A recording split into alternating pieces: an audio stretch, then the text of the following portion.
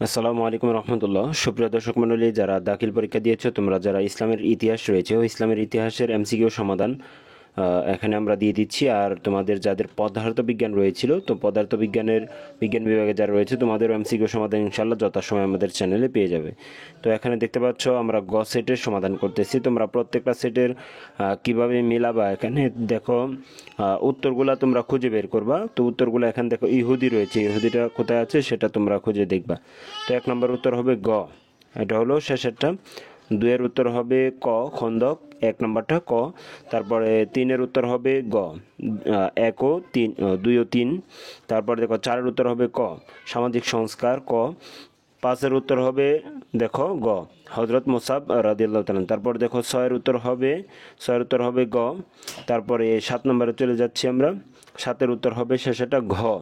তারপরে 8-এর উত্তর হবে ক।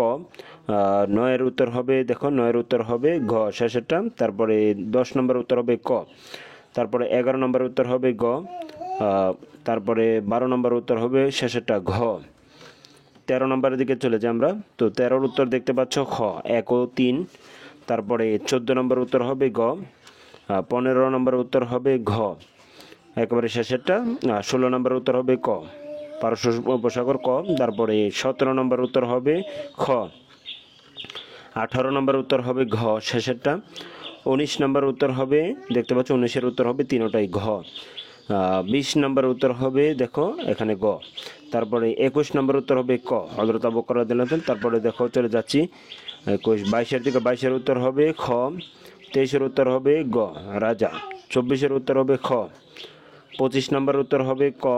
26 নম্বর উত্তর হবে ঘ। তারপরে 27 নম্বর উত্তর হবে ঘ শেষেরতে। তারপরে 28 নম্বর উত্তর হবে খ, হযরত উমর রাদিয়াল্লাহু আনহু। তারপরে 29 নম্বর উত্তর হবে ক। তারপর 30 নম্বর উত্তর হবে খ, ন্যায় পরায়ণতা। তো এই ছিল এমসিকিউ সমাধান।